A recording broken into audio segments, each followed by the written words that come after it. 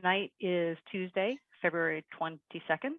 And this evening, we've got a guest speaker with us from the County Office of Response, Recovery, and Resilience. And we're glad that you all joined us. We're going to have a brief report about CERT from Liz. If you're ready, Liz. I just wanted to let people know that CERT is getting its feet back under it with regard to in-person training. We will be doing some, much of the information I'm going to refer you to is available on the CERT website. That's at www.santacruzcountyscert.org. So if you go there, you can get some of these particulars. But I wanted to let you know that effective the 24th, they're going to be March, they're going to be finishing up another phase 2 part in person at Central Live Oak Fire Station.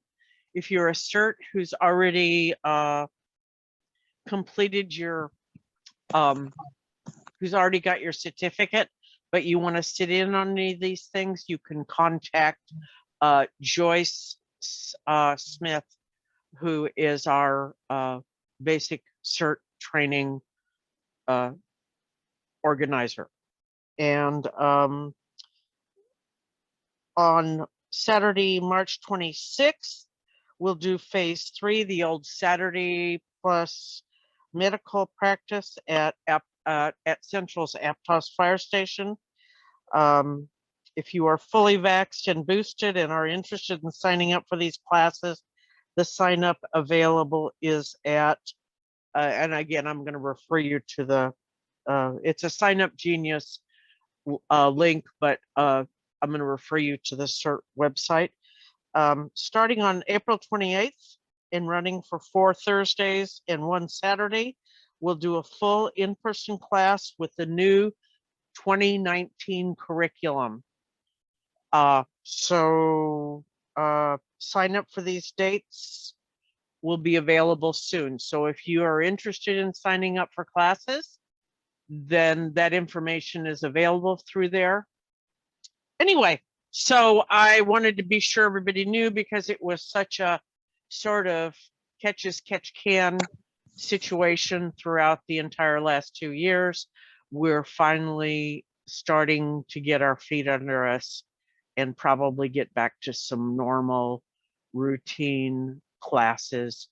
So those people who have said to you, I want to take CERT, it's now time to start feeding them back into the system. It'll be a much easier process than it was during the height of COVID. So that's all I really have to say about CERT, but I thought it was important to get that information out. All right. Thank you very much, Liz. Mm-hmm. All right. So this evening we have with us Lisa Ehret from the County of Santa Cruz, OR3, and she is the Senior Emergency Operations Analyst. I've got some background information about Lisa. I'll go ahead and read to you. So Lisa has been a resiliency management professional with 19 years of experience in FEMA's National Response Framework and National Incident Management System, NIMS. She has implemented resiliency planning for Marquette University, UC Santa Cruz, Santa Clara County Emergency Services, and she joined OR3 in July 2021. And she's a resident of Santa Cruz. And let's see, I should also mention she has some prior board affiliations, which have included Southeast Wisconsin Homeland Security Partnership, Higher Ed Continuity or Operations Consortium, Santa Cruz County Community Emergency Response Team Auxiliary, and the Santa Cruz County Fire Safe Council. So did I miss anything, Lisa, that you'd like to add? That's me. I'm still certified as a cert, but I know my certification's expiring soon, so I have to put in some training or forward my records. But thank you, Tammy. That's me in a nutshell. That's great. Well, we're so glad that you've taken some time to meet with us, and I understand you've got some material presented, and so I'd just like to hand the floor to you and tell us all about OR3. And we'll be listening, and we'll be everyone can note your questions, and we'll have a question and answer session. Sounds good. Okay, well, thanks, Tammy, for the introduction, and thank you to the San Lorenzo Valley Emergency Network for the invitation to come here and visit with you tonight. I hope everyone's propane tanks are full, because we have a little chill coming into the system for us. Starting to feel a little like winter. It's been really mild. We've been so lucky. And I look back home and they're having and the city is iced over and shut down. So we are very fortunate. So this presentation is coming to you from the County of Santa Cruz in the Office of Response, Recovery, and Resilience. We quaintly refer to ourselves as OR3. And you've heard about my background, so I'll pass right by that. That's my backyard, though, in that picture here up in Bonnie Doon. I've put together just a quick list of things that have, come to mind, and Tammy made some good suggestions on topics to bring to the group. We can cut short anything that you've already well versed in, or is anything redundant to you. I'm happy to pass over that quickly. But it's going to be a little bit about OR3, what we do, partnerships we have, and how the county organizes for disasters. Unfortunately, I don't have my lane within OR3 doesn't really go too much into fire recovery. I did write the after action report from that event for the county, but so I only have a little bit of knowledge on what's happening in that part of the department. Talk a little bit about technology, readiness, and personal preparedness. Sound good to everybody? Okay. So about OR3, the vision for this department came within the county prior to the fires, actually. And it started taking formation with the recognition that climate change is certainly a topic that needs to be prominent in the world of emergency preparedness. And so as that was taking shape, the realization came also that it's a very slim team that existed in the Office of Emergency Services. And to add climate change into that world would definitely mean an expansion of personnel. So the department did grow by 2 individuals. There was some transition that took place, and now we have David Reed as a director and myself as a senior analyst. And well, actually I have a slide that shows them the positions and what we do. But the recognition came that we really need to focus on climate change as well as our emergency for natural hazards.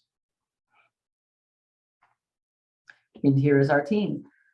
David Reed is the director of OR3. He has been with the county for about 13 years, formerly working with the planning GIS tech department and with the board of supervisors. So his main role is liaising with partnerships, kind of setting a direction for the department. He serves as the EOC director when we're activated, and he's also has been very active in the long-term recovery group. Myself, I work mainly on emergency preparedness plans and response, developing the partnerships and the documentation that we need as a county to facilitate an efficient and fiscally responsible and organized response during a disaster. I also serve as the deputy EOC director and one of the duty officers for the county. Tatiana Brennan is the individual that's focused on our climate change initiatives and our study. And also she'll be working with the long-term recovery group, helping to shepherd the consultant business that is facilitating that process and making sure that we're making progress there. Because I think things have been moving kind of slow, and people are having a hard time with the pace that all of the code requirements have changed and the complications that exist. Tatiana is also one of our duty officers. We also have Karen Adler, who manages a lot of our grant applications. She also is a great facilitator and coordinator of our community Partners Call and the Emergency Management Council, which Liz is, I see, present member on that group. Karen also is an EOC coordinator, and I think we're transitioning her right now into a duty officer for the department. One position that's in progress is a provisional appointment, an 18-month appointment that will be assigning to a fire preparedness individual, and they will help our office seek a lot of the state grant money that's out there for fuel reduction, and work in close partnership with the Fire Safe Council of Santa Cruz. So that's our team. I just wanted to share with you the web page that's been evolving. If you visit it, there's still a few things that don't navigate as well as we would want. We really want to get the buckets put together in planning and preparedness. So that first bucket, we want everyone, please visit the site. I know it's, like I said, things aren't going exactly where they should align, but this is the space we want you to go. If you're doing any home planning for emergency preparedness, and I'm going to share a lot of other resources that go well beyond the scope of the county. But what we want this site to have is not only so let's give it a debris flow example. If you're preparing for a debris flow, you want to have your processes ahead of that warning, ahead of that storm system that comes in, and what should I be doing? Any landscaping changes, any soil retention, things that you can do. And then what do you want to be aware of when that storm is approaching? And it's days out, and now we know that it could be a debris flow threat, and we're starting to put notices in social media and things like that. And then we get to the stage of the storm is here. Now, what should I be doing at this stage of the event when the warnings have gone to it? The advisories have gone to warnings or have gone to evacuation mandates. How do I know what zone I'm in? What is my risk level? That's this link, following the links through our website, you can get to that information. And then what happens if your home is impacted by a debris flow? During the last one in December, 7 residential properties, the foundations were shifted to a point where they had to evacuate from their homes.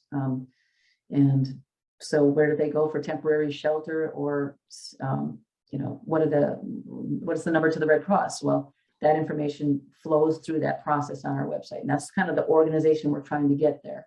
The pre-planning, the event is here, what the event has caused an impact to you, and what is the resource support within the county. The second page that is we're trying to showcase here is the emergency page. So if there's a sizable disaster happening within the county, in addition to populating social media and sending out our code red alerts, if it's a sizable disaster, there's going to be information needed regarding where do I get emergency supplies? I've been evacuated. I don't have a home. I need food and water. Where do I go? How do I get recovery information? We want this emergency page here with the exclamation point to be your point of contact for that response that you need to take for your personal safety and family.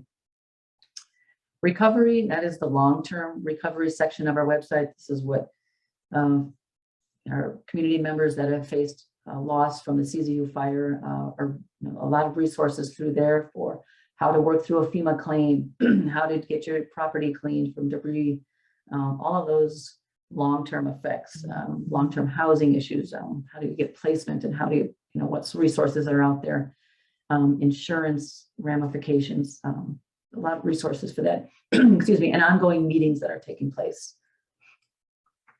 The next page, yeah. I have a quick question. Yeah. People who may be new to CERT or to this response, recovery, resilience may not be aware of what a duty officer is. Sure, So and I do have, quickly. yeah, I do cover that later in the, Oh, okay. yeah, to go a little All more depth in it. Thank you, though. I'm glad you mentioned that. Next page that springs off from our main home page is our partner page. And this is not built out at this time. I want this, and I have to say this is a transition. OR3 has gone from the Emergency Management Office services to OR3. With that became a whole new branding process. And so slowly but surely, we're pulling content that had been on that older website to bring it into the new format. And I would like to see the, this county has a tremendous representation of organizations, very active in disaster response.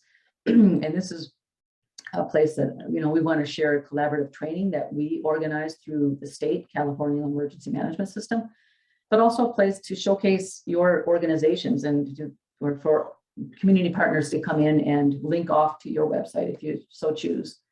So that's where I'd like to see that expand. Other resources on our website this is mostly focused on the fire recovery victims, but the event schedule had a series of meetings on recovery efforts, maps and data, takes you into our GIS system, and of course, Code Red. And everybody, show of hands, everybody here knows Code Red. Anyone have a question about Code Red? Okay, good. And then the newsroom, where their newsletter was being prepared to keep those families that had suffered loss in the fire to find the status of how things are evolving. Yep. Would you give a brief one-liner explanation of what Code Red is? Sure. Code Red is an alert notification system, and what you do, it does require to go into the website to register your phone or your email or your landline. Landlines are automatically preloaded by Netcom, but you would load your cell number and your email address if you want to receive emergency notifications through the county. Thank you. Mm-hmm. Another big part of our department is the Emergency Management Council, and this is a steering body for what happens in the county for emergency preparedness. This county is established. It does meet some state and federal requirements to have a chapter and an organized council within an operational area. We meet every other month except for the month of July. And we're also having a kind of revisiting how this council performs within the county, revisiting that and offering at the next meeting a little bit of a strategic plan of examining other councils within our region and looking at best practices to bring into this council to see how if we can breathe a little life into this council that's been around for a long time. We want to refresh how we review, how we process assessments of where this county is at for emergency preparedness. Here's from the county code. This is the purpose of and provisions of the Emergency Management Council. Just give me a minute to breeze over that.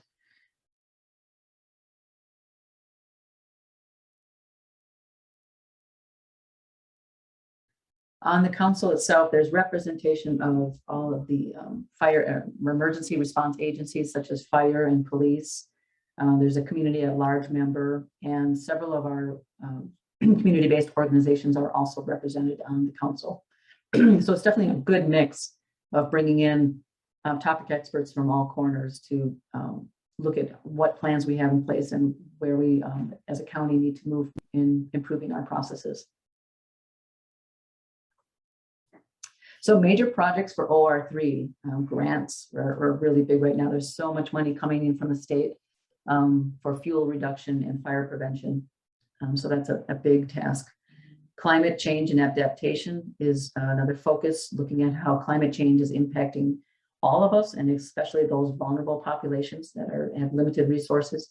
Our shorelines will be looking at remapping our inundation zones for the tsunami events, because with the rising seas, our inundation is going to increase. And you can also, props to Santa Cruz, the city of Santa Cruz. They have a tremendous website regarding the climate and sea change and what measures are there taking place to shore up the shoreline and to what changes are going to happen to recreational spaces within the city limits.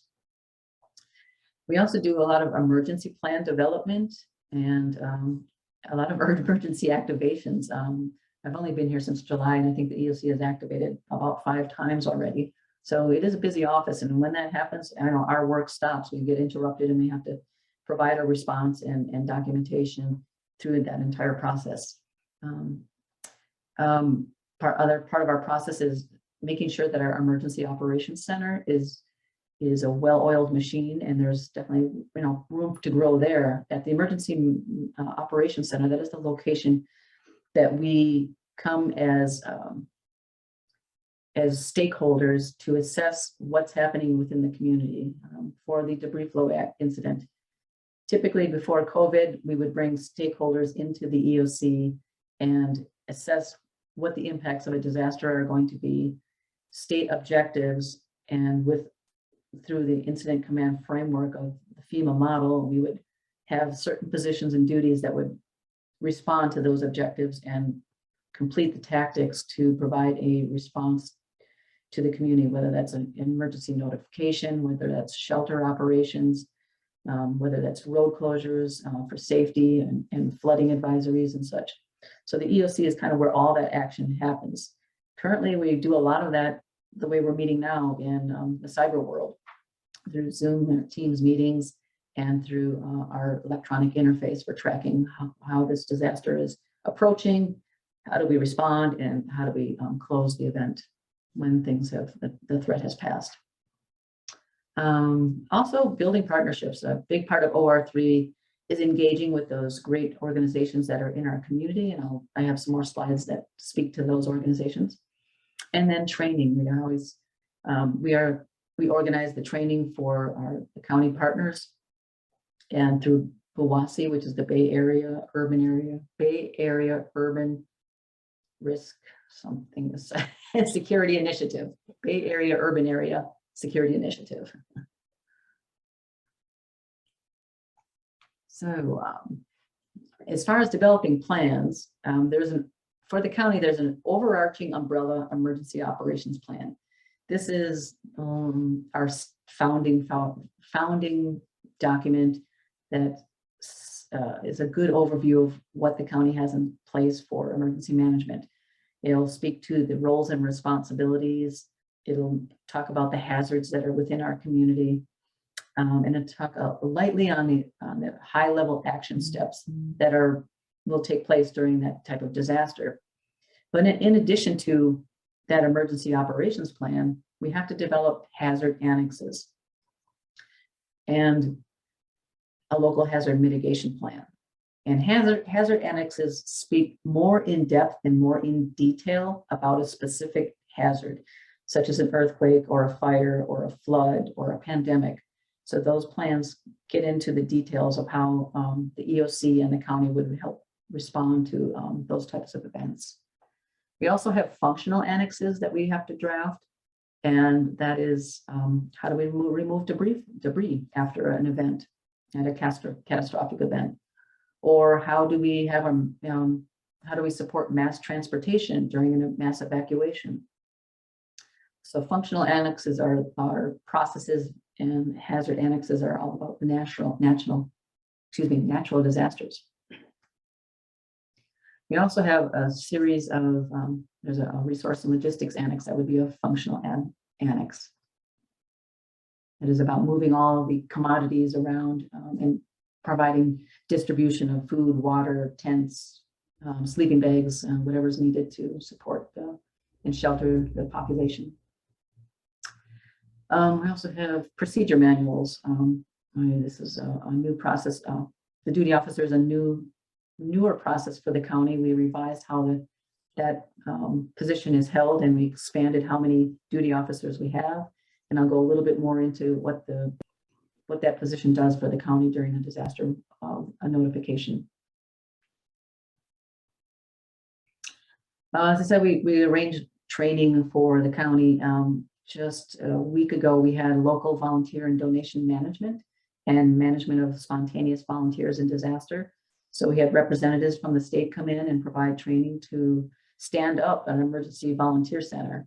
Now our county does have a volunteer center, and I'm going to talk a little bit about that later, but there is also sometimes when disasters happen, you can get floods of people coming in from outside of your region, and which is great. All the help is great, but what do you do with all those people as they arrive?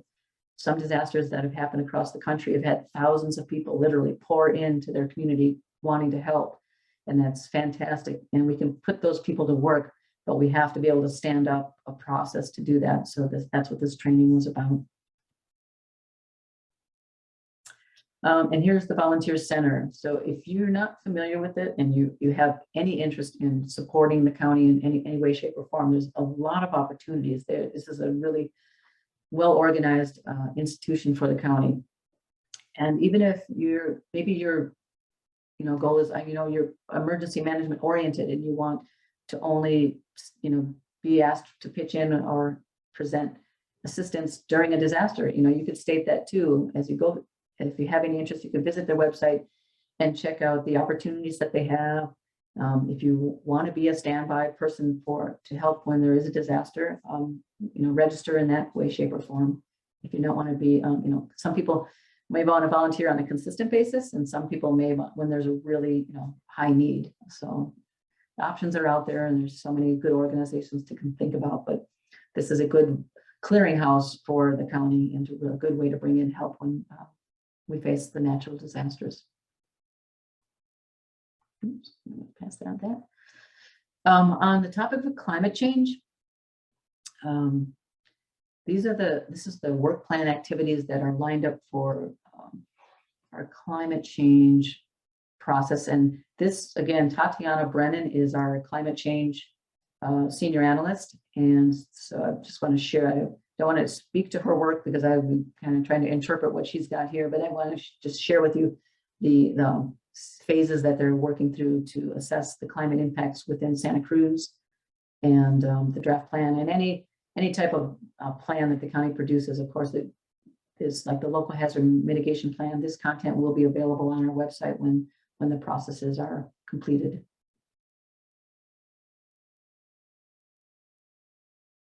And I have her timeline here I can share with you. So right now, they're forming the project team and the project charter, establishing a budget and doing assessments on equity. And they'll start mapping that data that impacts our climate, the greenhouse gas emissions, the vulnerability scores, and the vulnerability indexes. And I have to say, FEMA's really coming along in this process, and it's becoming there's a great depth of material out there for us to work from where there hadn't been in the past. The evolution of emergency management has gone from an IT disaster recovery focused discipline to a real model that meets the whole community. And now that it's moving into climate awareness, it really is now encompassing the whole world of emergency management. By July, this is a fast timeline for such a surmountable project. This is supposed to be wrapped up by December 2022. So to do an entire climate assessment with data and foreseen outcomes is a big lift. So I applaud all the work that's being done on this project. Partnerships. A big part of OR3 is certainly connecting with our partners. And I have to say, coming from Milwaukee, we had a really good Homeland Security partnership with nonprofits, for-profit, state, civic, local entities. And it was a phenomenal model. But what I see here is an even stronger model when it comes to the community-based organizations. There's so many members and every organization that is formed, it's done in a very professional degree of planning and organization. It's very impressive. So hats off to all the folks on this call that are part of these programs, because they are really provide a phenomenal service to our county. So we do tie in. CERT is I think most of you are aware, they provide emergency support within a county. And they can provide anything from traffic control to they were helping at mass testing sites. Monterey used their CERT team for the tsunami warning that advisory that came through a couple last month, and protecting the people from the beaches and the shorelines. Our amateur radio is an excellent communication device for our county. Our office is currently supporting the ARES with a grant proposal to bring equipment upgrades into the EOC in the ARES radio room. So we're hoping to get that grant for the ARES team. COED is community organizations active in disaster. That's kind of like accumulation of all of these organizations under the co-ed label, but the what we don't have yet in this county, and it has existed before under VOAD, is a central 1 or 2 points of contact for the co-ed system. So we're, looking at some of the larger organizations that have more maybe staffing, dedicated staffing for their teams to help us with organizing that co-ed within our community. I'll talk a little bit about the Fire Safe Council, just to promote everything that they're doing in there. I've got some slides later in the presentation regarding the Fire Council. American Red Cross for our location is really a phenomenal connection, because a lot of state or operational county areas and Red Cross partnerships aren't as strong as they are here, and we have to really be grateful for that. We're currently working on bridging our county staff into the Red Cross training system. We're also opening up the Red Cross training to our CERT within the county. So if you have interest in that, we'll offer new processes to get into the American Red Cross system without being, it's another way of registering for them. It's where you're not going to be deployed on other disasters outside of this region, but you can register to be ready for something that happens within our own community. So that's a new opportunity. And of course, the Equine Evac organization that handles us large animal evacuations. And hats off to this team as well. There was a fire happening when all the big fires were happening, and they needed support from anywhere. We were able to send 2 of our equine evac people up there to manage some cattle and some large animal housing during the large fires up in the northwest part of the state. So a day in the life at the EOC. This is our Emergency Operations Center. If you haven't been there, I'm currently working on a proposed redesign of this space so we can have a little more mobile technology in our EOC. And also, I have a preliminary approval for a grant of about $150,000 to make that happen. So we're hoping that that grant does solidify and we can bring some technology changes into the EOC. So a day in the life of a duty officer. Here's my graphic of what it's like to be a duty officer. And disaster always happens when you're not ready, right? It's, an odd hour of the night, or you have family over for dinner, or whatever the case may be. That's usually when the call comes in from Netcom saying there's an incident. But here's the flow of what commonly happens, though it doesn't always happen this way. There's an emergency that happens. Fire and law respond. They're the first responders. They get on scene and they make a quick assessment. Do we need to notify the county? Do we need, is this beyond our limit? Do we need more resources? If they do, they will phone into Netcom, and the Netcom will notify the duty officer, who then it makes a quick call to the EOC director. They confer on the incident and what's happening, the essential elements of information that they're trying to gather to determine, do we activate the EOC?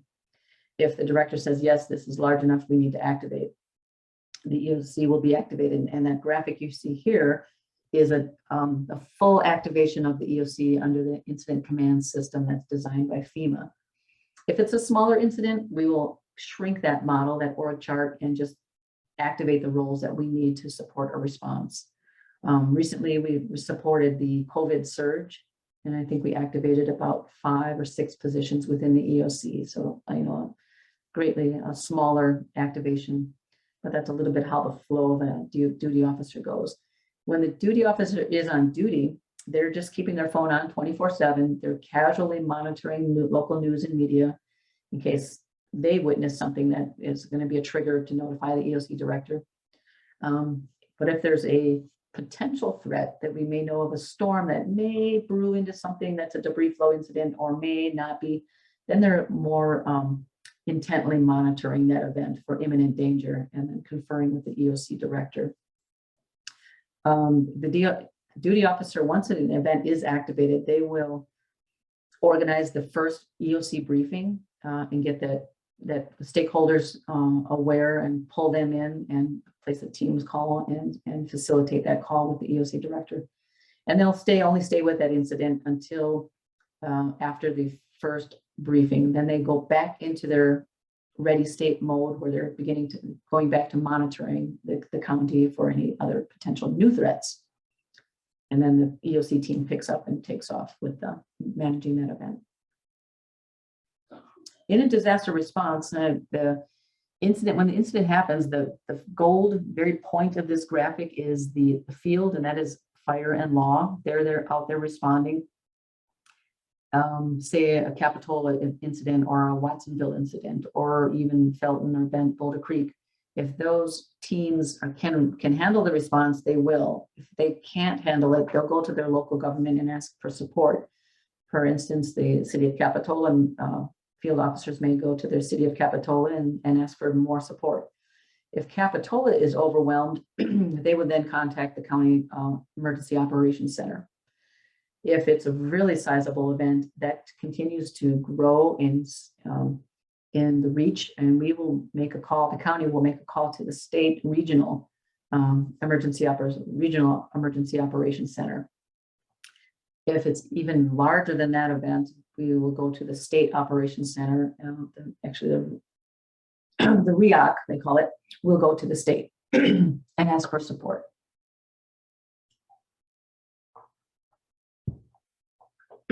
We can, as a community, as an EOC, we can request people power to come into the support response during the CZU fire.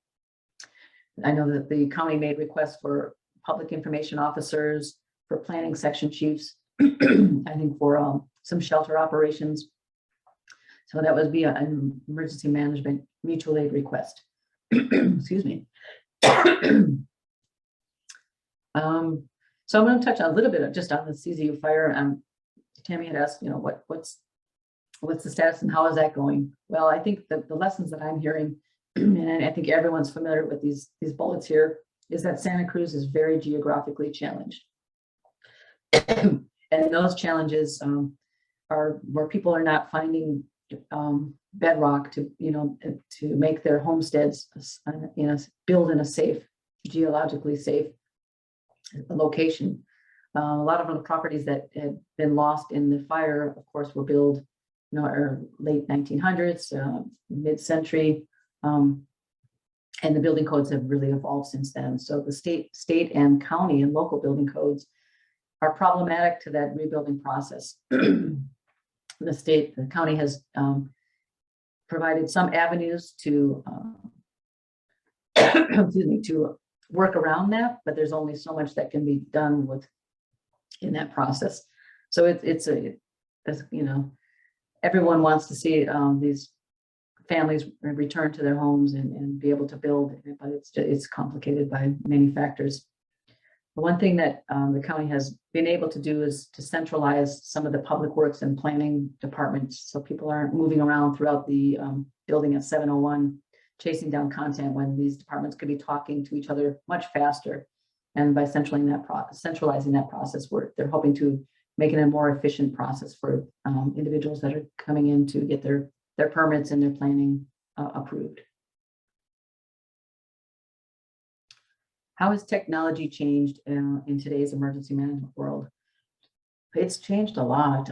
Again, I started in emergency management 19 years ago, and there weren't electronic interfaces for us to share information and create that common operating picture for our emergency partners. And now we have WebEOC or VOCI, which is an interface, a computer interface, where we can post information online, and our stakeholders can go into that website and see what's happening. Where if a resource request is being made, or if we're trying to share maps with our stakeholders, we do now have that electronic interface, which is fantastic. Even Zonehaven is a new application where we can now really draw into our mapping system intricate areas for evacuation warnings or evacuation or fire, areas that are experiencing fire. We can also use Zonehaven for our tsunami inundation zones. And the application even has a process for mapping training events. So if the fire department is doing the training, they can put it on the map so people are aware, like an Aptos in a couple of days, they're going to be doing a fire in an old library building, which may cause, alarm within the community, but they can provide notice to the community ahead of time and map that. Code Red, the alert notification processes that phone applications that we use are a tremendous asset to keeping the community aware. Just think back in the day, it was just staying by the TV and watching the news or listening to the radio to understand what the circumstances were. Now we can push that information out much quicker and provide links and resources for people to track more intently. In our office, I'm also developing a SharePoint site that can hopefully save the county a little bit of money, and it can replicate the processes that we have WebEOC for. So we're examining options of rolling into SharePoint and moving away from WebEOC, which is a process that's happening within a lot of counties because it's just an application that, even though it was a groundbreaking in its time, it hasn't evolved with time. So it's still working in HTML. A lot of phone applications are now available now, and I have a long list of phone apps that I wanted to share with the group. You probably are well aware of most of them, but if it's one application new resource to look at when there's a disaster to track, then it's worth sharing that. Also, data modeling has been really a progressive move in emergency preparedness. Now they're able to do predictive burn rates in communities, and looking at the fuel that's in the ground, the topography, and how fast, and wind, adding wind modeling and humidity levels into a model to show how fast a fire can move within a community. So how is our readiness posture for the county? Well, I think some of the strengths, I would say, are definitely the partnerships in the organizations that exist in this community. They really do bring a lot of a bandwidth and support for emergency response. Another strength is the rededication of the county, recognizing that we do live in a high hazard area, and organizing the OR3 department and expanding the breadth and depth of that agency. Our struggles are, of course, our fiscal limitations and our staffing limitations. We have a lot of work to do in this unit, and comparably, if you compared us to other counties of our size, they have some of them have staffs of 8, and we're working with a staff of 4. So we are stretched thin, but we are all dedicated individuals. So we're trying to put all of the plans and processes together as much as we can. Then moving on to disaster preparedness. And this is probably old hat for all of you, because I think you're all really well versed in disaster preparedness, but I wanted to share some resources, and we can, how many are familiar with Ready Map My Hazard? Yeah. All right.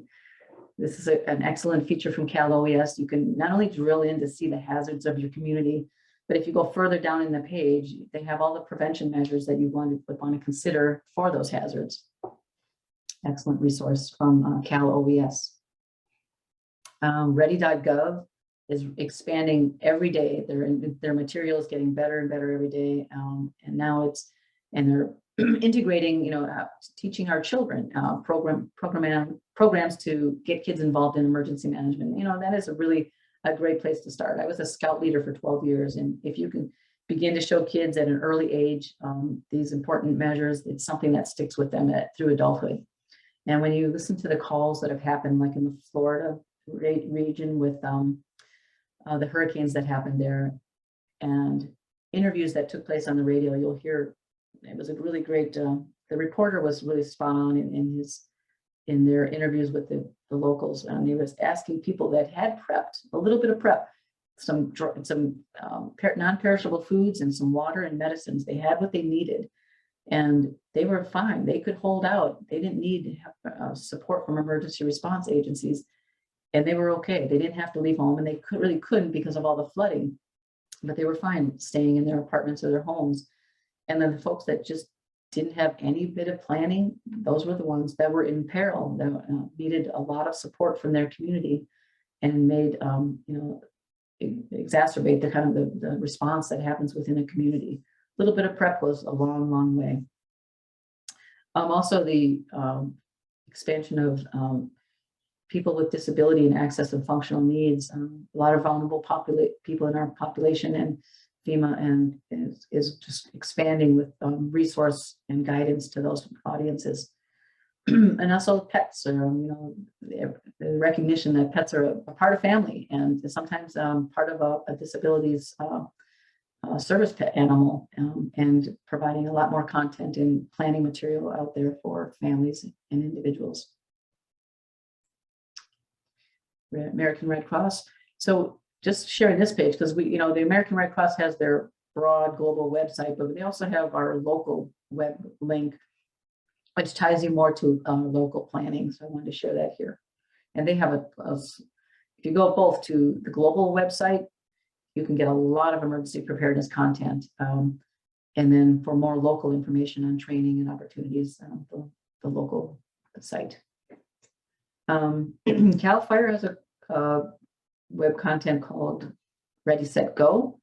And it speaks a lot to creating that defensible space around your home, hardening your home and getting your ready kit together.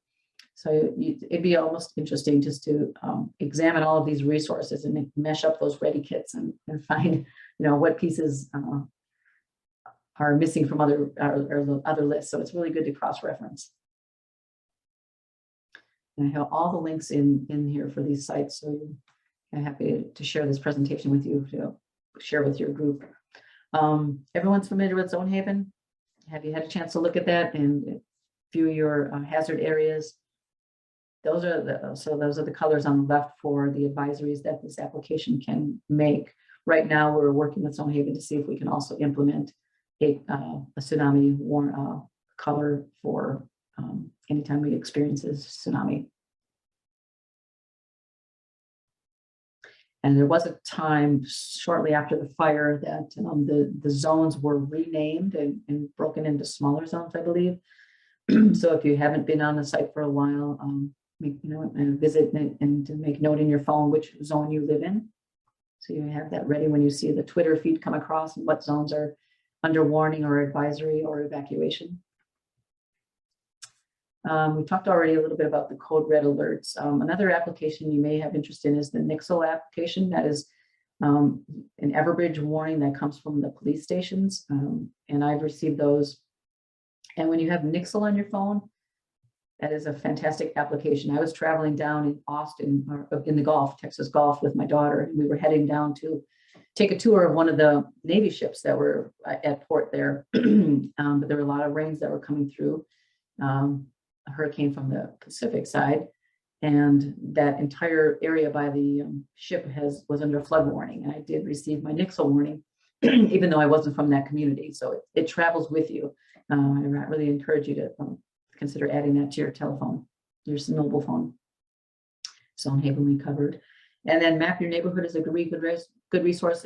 Folks that are already familiar with CERT know that program. If you're not part of CERT, Map Your Neighborhood is a way to get to know your neighbors, to assess the hazards within your community, and to bridge a neighborhood plan with resources available.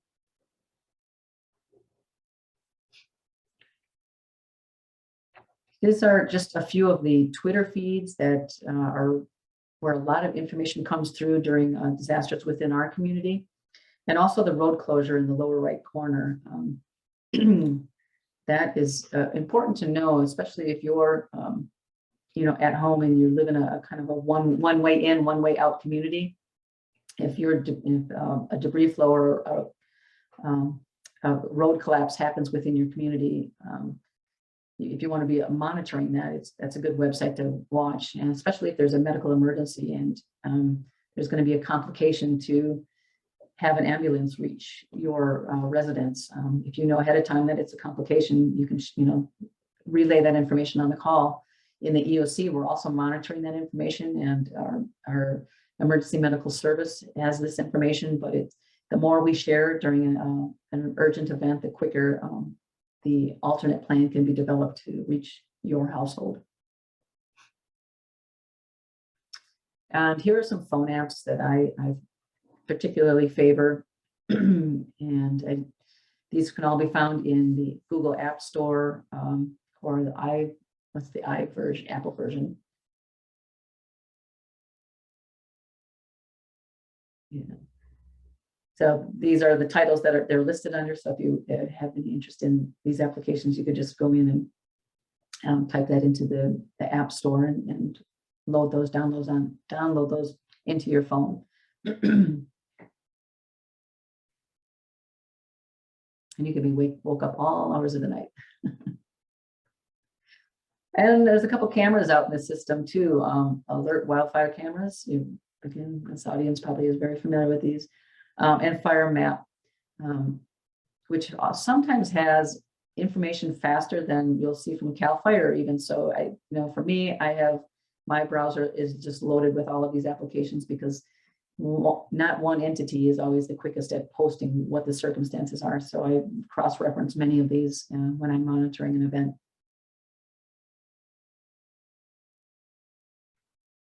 Fire Safe Council, great organization for this community. And again, they're helping with the home hardening, the chipping program, helping create defensible space.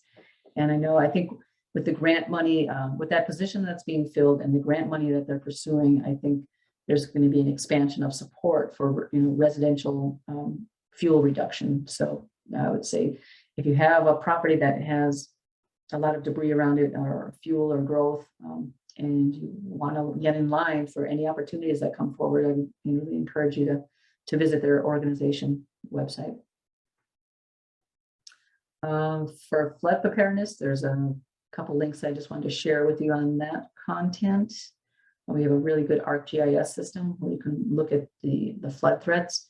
There is the Newell Dam Creek, the Newell Dam project is currently underway.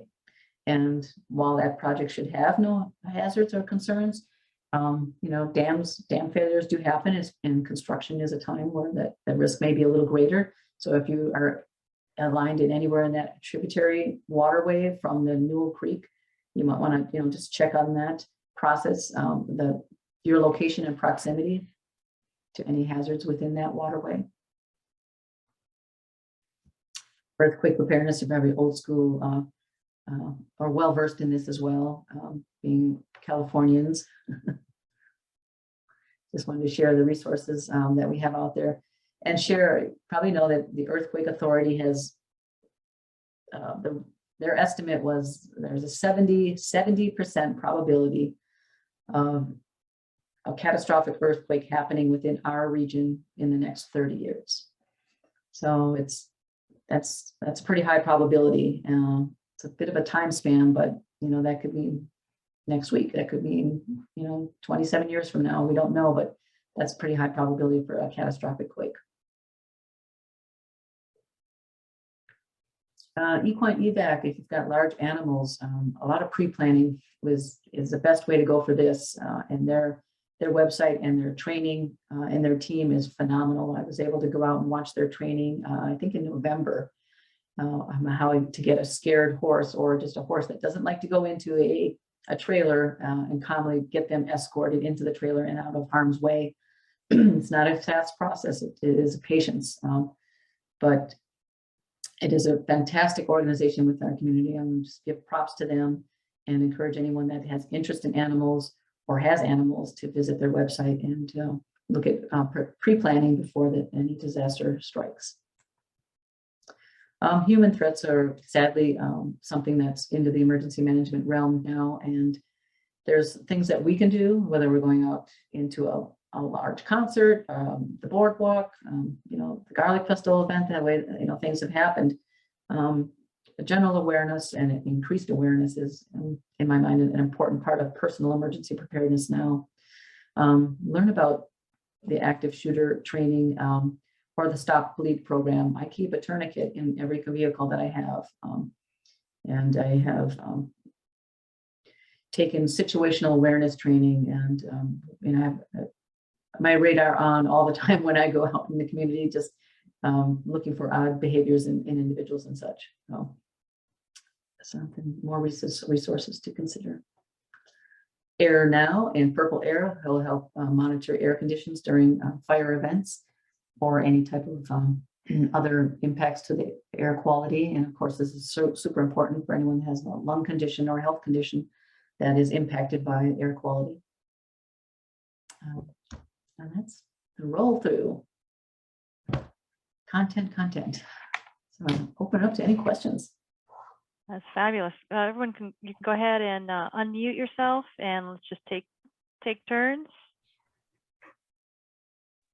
Let's see. Do we want to Lisa, do we want to extinguish your screen share? Sure. Okay.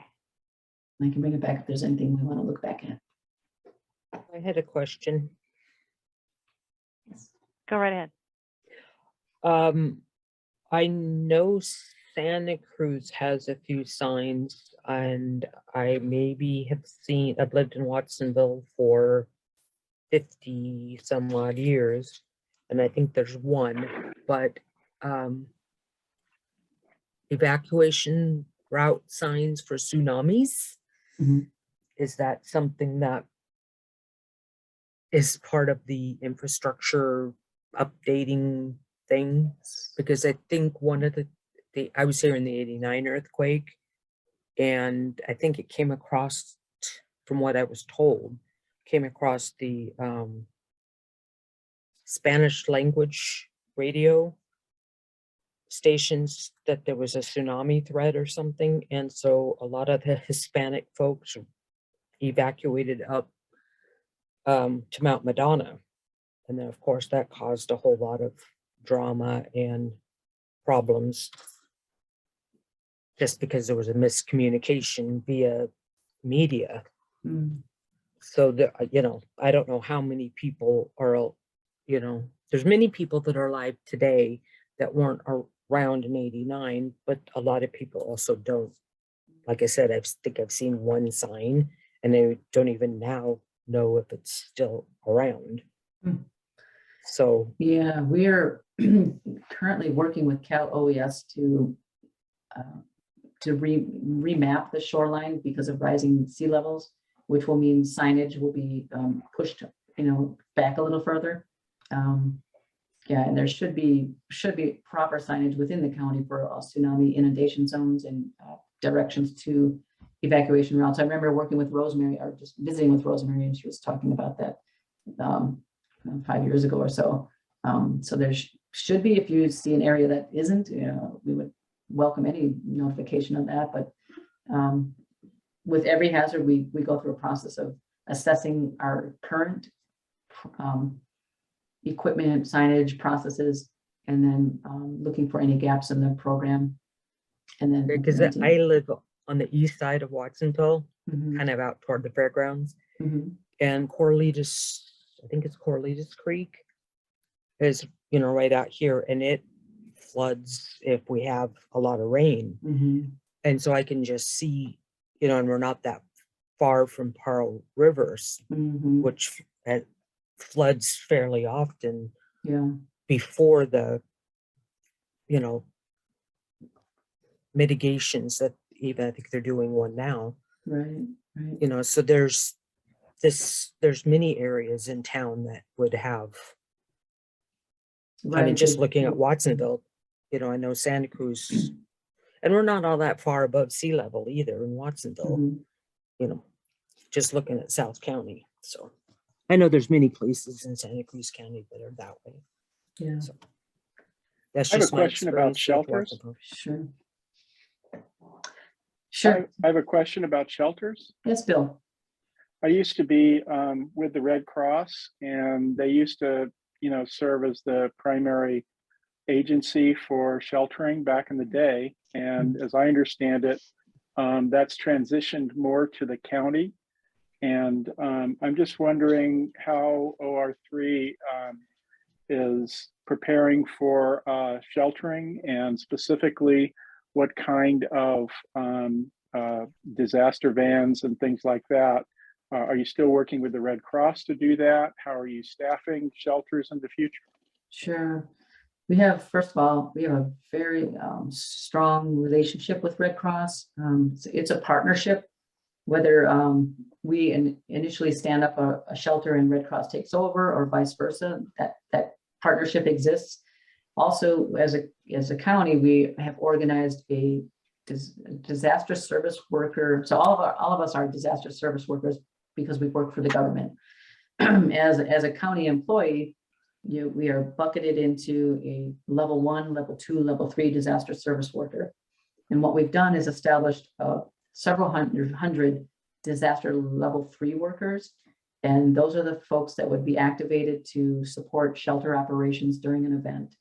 And we keep a continuous roster of those individuals. So if we have to notify them for an activation, we can send a code red to those individuals and have them report into the EOC to help with shelter operations.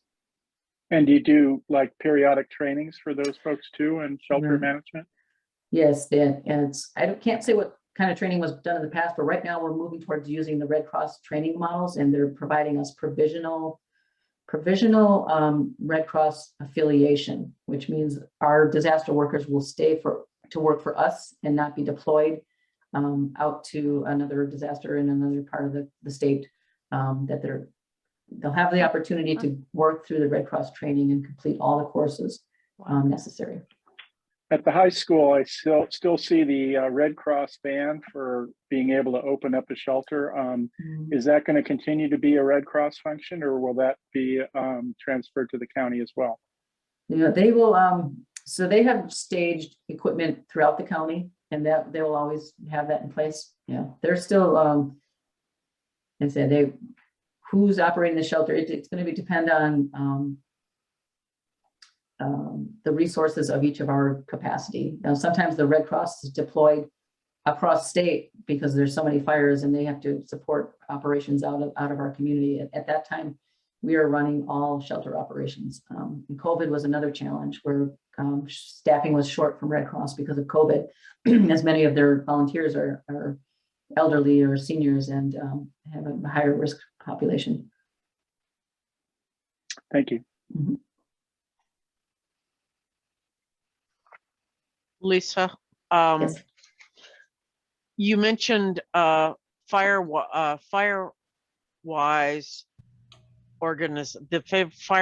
organization. Mm-hmm. I always get them confused. There's Firewise and there's FireSafe.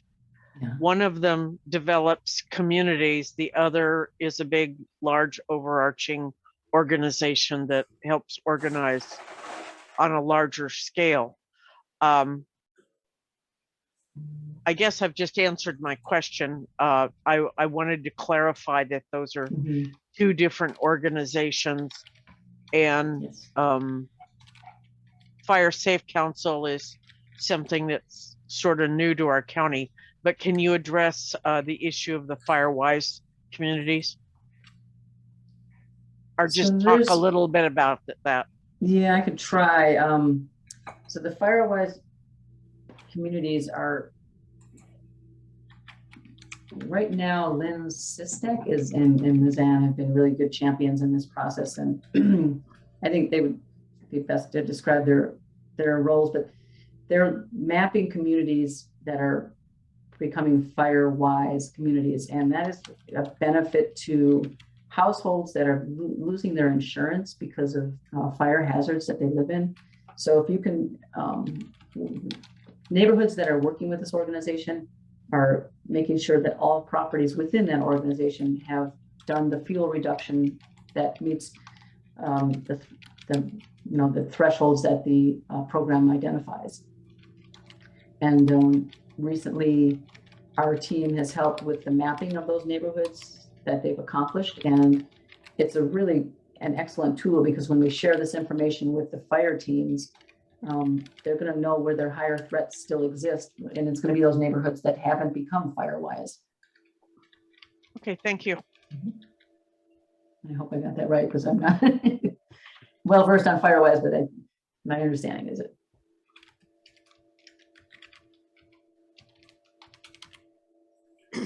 I have a question about how you're interfacing with volunteers on a general scale. I know that you're interfacing with various organizations. Is it primarily through various organizations, or do you also have some parallel work going on at the center itself? Mostly with organizations. That helps the process stay organized. We do have one volunteer that comes into the EOC periodically that is tech savvy and is just a willing neighbor that wants to contribute. So there, you know, that's in existence, but mostly we have been organized through one of the organizations. Mhm. You used to have exercises Mhm. where you would bring in teams to run through tabletops, basically. Mhm. Do you plan to be doing any of that in the future? Yes, we are. We just confirmed today that we'll participate in the Golden Eagle exercise, which is the Bay Area emergency drill for transportation this year. And ideally, you know, we would have at least one tabletop to functional exercise, 1 or 2 a year. That would be the goal, you know. Okay, We also thank do training for our duty officers and our positions within the EOC, our internal staff. Is there a place in these tabletops for volunteer organization representatives or anything like that? For the transportation, that may be more so the bus systems within our community, mass transit focused. But Mhm. when we move toward exercising our commodities distribution, I think there's a great opportunity for volunteers to work with that exercise, because that's about setting up a pod and distributing emergency supplies to families, whether it's food or water, tenting equipment, whatever the case may be. That takes a lot of people to organize a distribution center, such as the mass testing and vaccination centers. Okay, thank you. Mhm.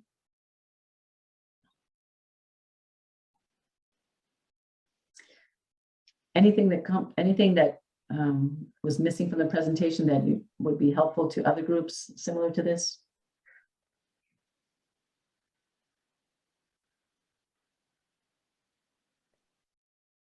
Waiting to see if anyone's gonna raise their hand. I'm incredibly impressed by your presentation, Lisa. I mean, Thanks. I've taken a lot of notes because I've practically learned something from at least one thing from many of your slides. So like, wow, there's some really great links that you've shared. I do have a question about the emergency response plan.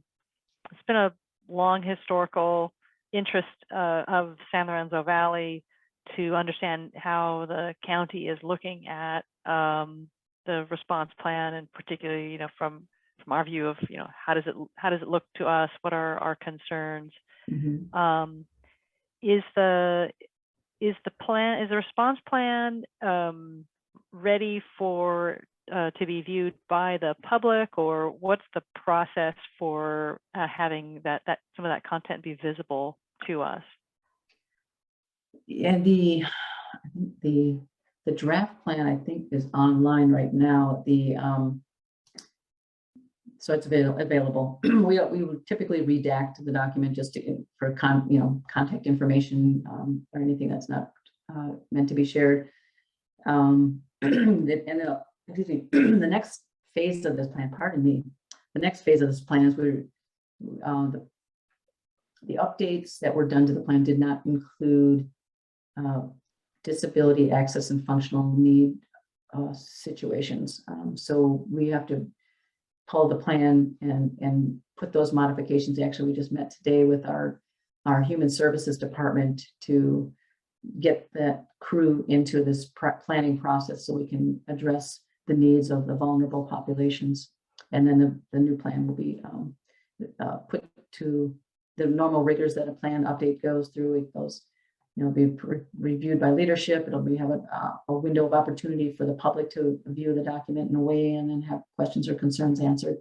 And then it's finalized and then published to the website. Very good, thank you.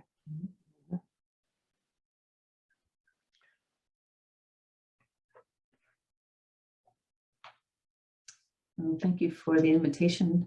It's been a pleasure meeting you all. And there's a lot of familiar faces, but some new. Mm-hmm.